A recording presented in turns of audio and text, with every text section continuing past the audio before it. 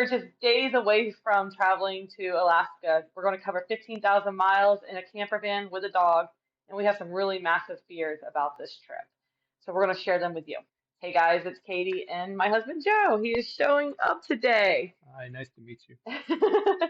And so, anyway, we are going to be driving our 26-year-old 2000, so it's the year 2000, 3500 Express Chevy van to Alaska. It's going to be over 15,000 miles. It's going to be the two of us and our dog. We have some massive fears about this trip. We wanted to share these fears with you. We have five that we have been kind of keeping us up at night. We've been very much preparing for them. So let's jump in. So the first one is going to be Fears over driving an extremely old van in a harsh environment. So even though our van is low mileage, it's only got about 60,000 miles on it. Over a period of 26 years, things just dry rot, get old, wear out. So we have concerns about that. So one of the things that we did is we took the van to a couple of mechanic shops, people that we trust, had them look over the vehicle, check things like the belts and other items that dry rot, like your tires. Obviously, change the fluids, check for leaks, those sort of things. One of the things that we also wanted them to check, the vehicle, we haven't had it for very long. We've only had it for a few years. We've never had to, thankfully, change a tire. So one of my concerns is if we do need to change a tire, are all the things there that we need to change a tire? And the van has the spare tire that is mounted underneath the vehicle. So my concern is would we be able to get the tire down in an emergency situation? Fortunately, we did have that checked because the tire would not come down. And so the mechanics had to work with a little while, keep putting some penetrating oil on it. We're able to finally get it to work and come down as it's supposed to. The tire was probably the original tire that came with the van, so 26 years old, so we replaced that. So, but what we've done is even though we have had the belts changed, we've had hoses changed, the environment that we're going to be driving in some of the time is a rough environment. And you're going to be in areas where you may not have a mechanic shop open when you need it. So what we've done is some of the items that are typical to break on a long trip, we have ordered those items and we'll be taking them with us. Things such as a serpentine belt, tensioner pulley, radiator hoses, replacement headlight bulbs, brake light bulbs, and then we will also have some of the fluids that you need, your brake fluid, your oil, transmission fluid, and radiator fluid. So those are items that you may want, if you have room, you want to consider taking with you in case you have a breakdown or a problem in the middle of the night. Even though I may not be willing, we'll say, to try to tackle a serpentine belt in the mechanically middle of the night, inclined. at least we will have those items with us for our van. It's probably easier to find somebody that can make that repair for you than it is to find those items in the middle of the night. On that note, we actually looked up one of our campgrounds addresses, put in Amazon one of the, I think it was the serpentine belt or the radiator hose or both, to see how long it would take if we ordered it today, how long would it take for it to arrive to that campground. And it was a week out. So that's a long time, and that can really derail a trip if you are waiting even at a campground or on the side of the road for parts to arrive. So to Joe's point, being able to have those with us, it's going to be a lot easier to find somebody who knows what they're doing versus waiting for the part and then finding the somebody. So I think that's going to really help us if we experience a breakdown like that. Some of the other things that you may want to consider if you have room for is obviously a toolkit. We have a toolbox that actually doubles as a step to get into the van. It's made for that purpose.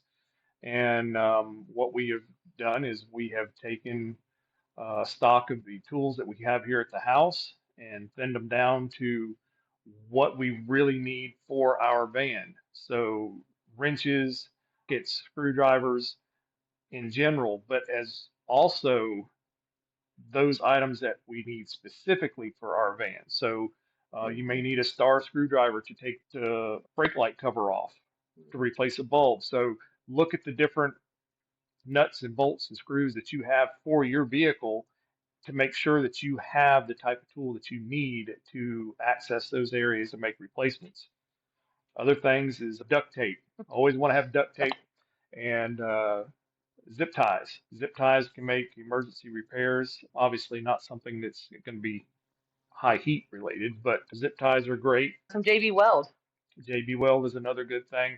You also want to make sure you have spare fuses. So we've made sure that we have spare fuses that fit our vehicle. There again, you want stuff that's specifically for your vehicle. And I know that a lot of these things seem pretty common sense, but it's also good to hear other people talk about them to remind you what you need. Mhm. What else we got? One thing he talked about, and this is our probably our fear number two, is about the tires. We're going to be going over some very, very rough terrain. The Northern Highway, it's notorious for relentless frost heaves, jagged gravel shoulders, unpredictable potholes. It's so bad that I've read that they flag with orange and red flags along the highway of where there's a bad pothole or a frost heave.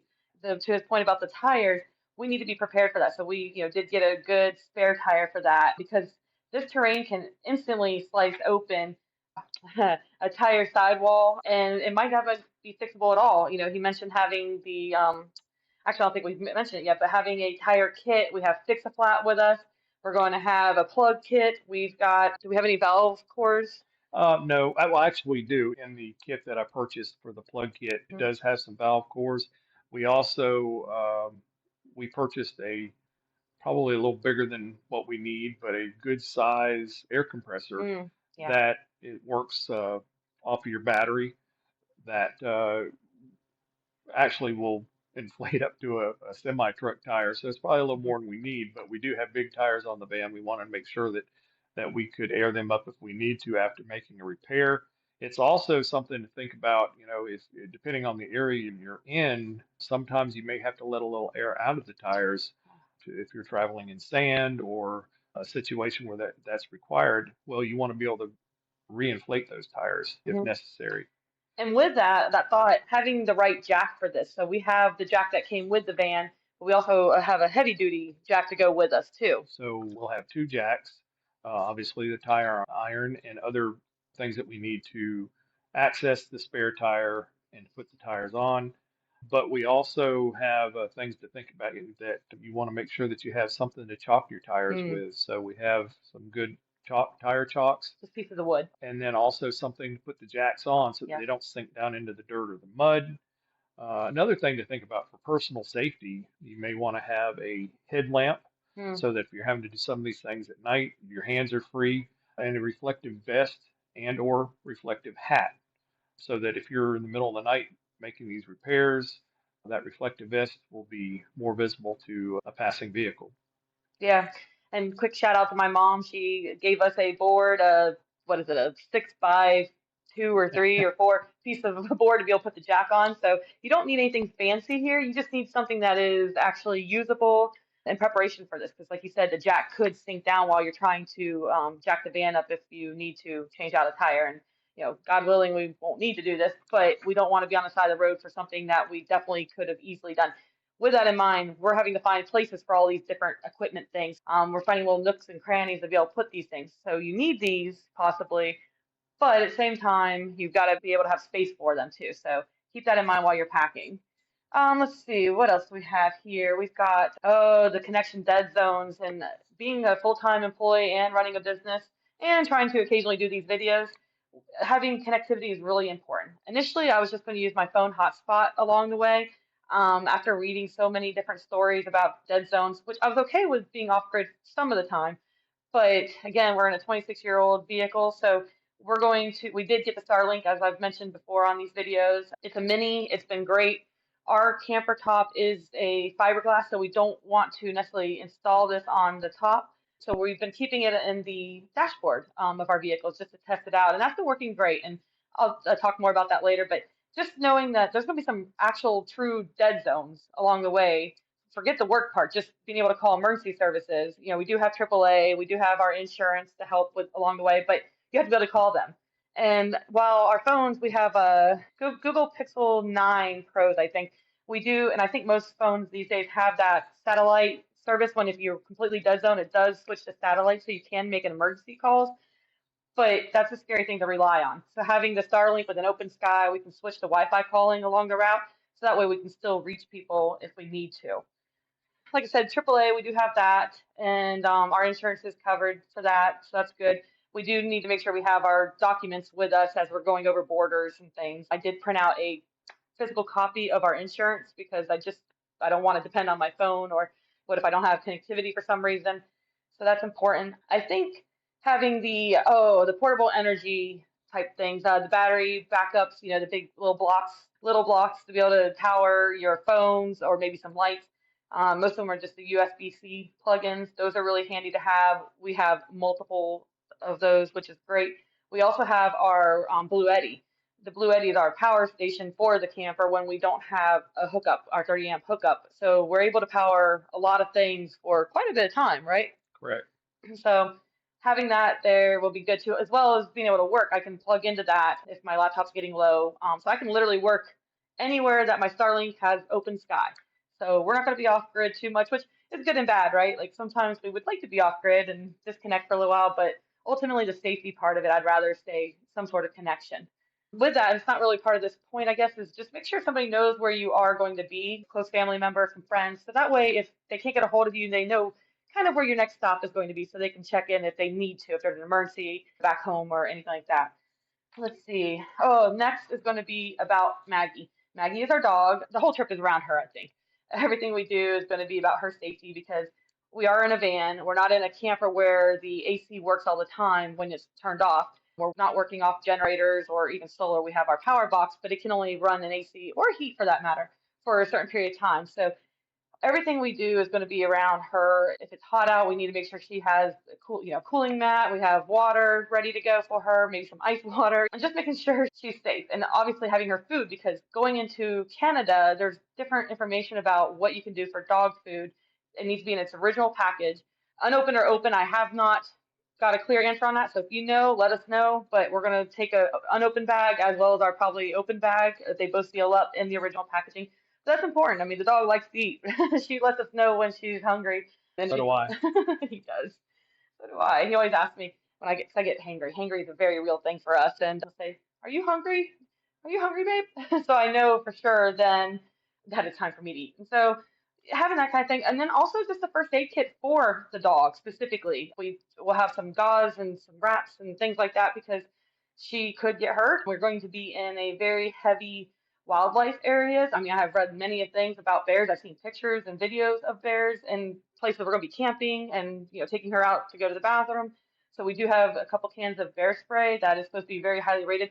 And what I understand about the bear spray is it needs to be able to shoot far. So you don't want something that's just close, like a pepper spray where it does it really close. You need something that goes far, so that way you're not having to deploy it whenever the bear is on top of you. So keeping in mind about not just bear, but any of the wildlife that we may encounter, you have to be aware of what's going on and have protection for her ready to go at all times. And for us, but she can't obviously protect herself. She will not protect herself. She is a silly dog. Something else to consider, and I think you've talked about it in some of your other videos, but is having a general idea of what veterinary offices Yes.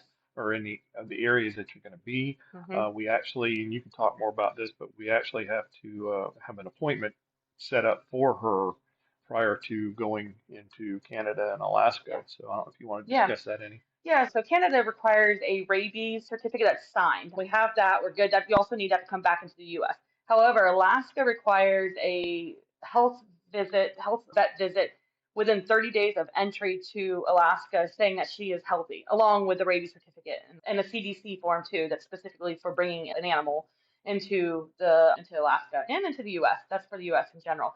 So make sure you go on the website. It's free CDC form for importing an animal. And maybe we're stopping in Montana to get her vet appointment because we're leaving soon and it's going to be over 30 days before we get to Alaska. So we can't use our home vet, which is a bummer because she isn't a big fan of the vet anyway. It makes her very anxious. Now, the point being that this form has to be completed prior to 30 days, or Mm-hmm. actually, I'm sorry, within the 30 Within days 30 of days. entering Alaska. Yep. Other things, safety things for Maggie is we did get a light that goes on her collar, and we did a like an actual collar light, LED light, So at nighttime, we can see her if she gets off her leash for some reason, or just other people can see her.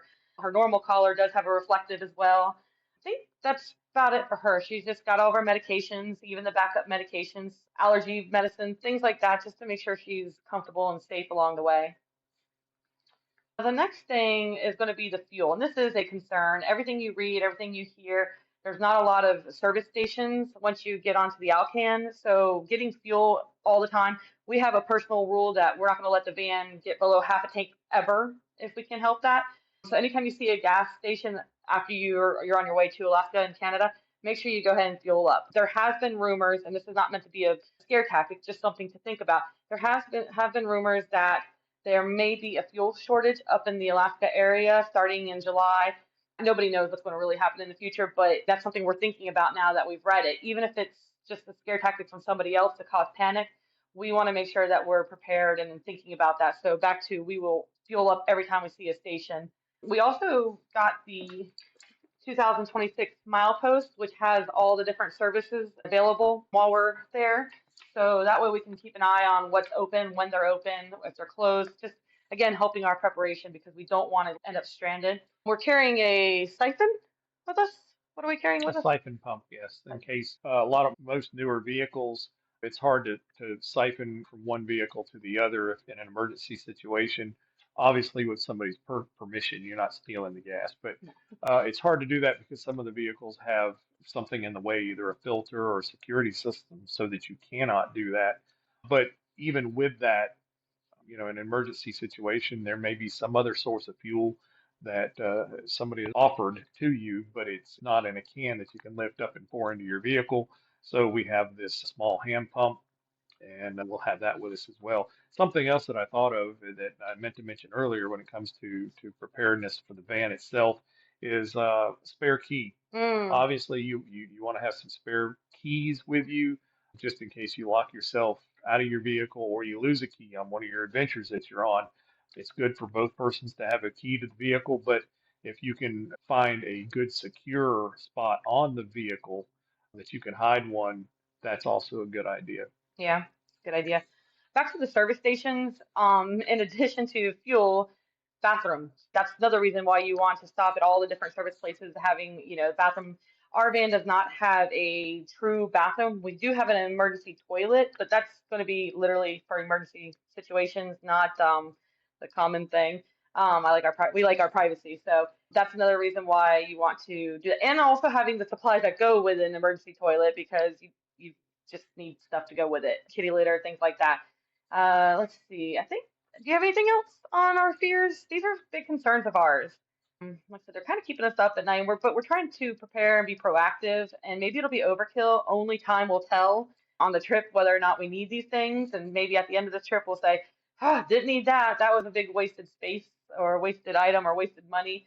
But I think we both are very much planners when it comes to this. He was a law enforcement person, so he a law enforcement officer, not just a person.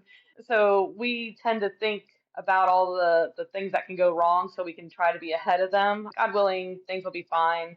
If the van breaks down and we can't have it repaired, we'll figure it out then. Aside from our own health and accidents, things like that, we're just going to have to go into it with it's an experience. It's going to be an adventure, and we'll just go with the flow as best as we can. But that doesn't mean that we can't be prepared while going with the flow. Anything else, dear? Nothing that I can think of. All right. I'm sure that there's plenty that we have forgotten, and I'm sure that there's some things that we've done that probably were not necessary, but those are all part of the learning process, and you learn from it and go on. And if you have any advice or you saw something that we did not mention, please let us know. Maybe we forgot it, maybe we haven't thought about it. So a lot of this stuff has come from research that you guys have shared in different groups. So please let us know if we're missing anything. Every single one of these risks are real, but we're not going to let them stop us. We are very excited about our trip. It's getting very close. We're trying to figure out how to put everything into the van. So packing is fun. That's the whole Tetris thing. But we're just going to get smarter about how we do all of this. So that's what we got, guys. If you want to keep following along, we've been doing some planning videos. We're going to do some trip videos. Please subscribe, hit like, share, comment. Again, give us some advice because we really do want it. And until next time, guys, thanks. Bye Bye. bye.